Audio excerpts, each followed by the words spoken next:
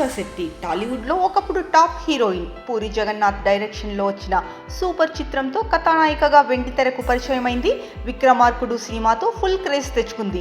దీంతో ఏడాదికి 4-5 సినిమాలు చేసింది.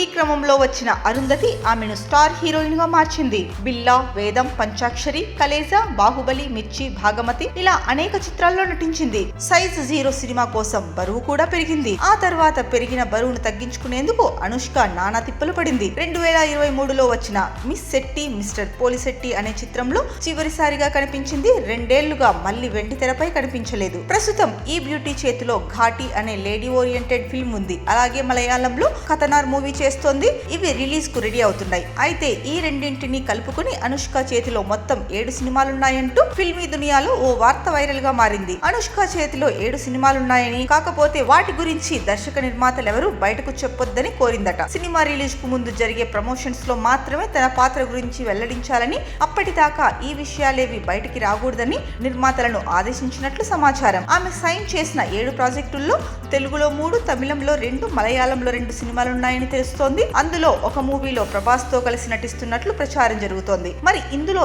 ఎంత నిజం ఉందని తెలియాలంటే అధికారిక ప్రకటన వచ్చే వరకు ఆగాల్సిందే.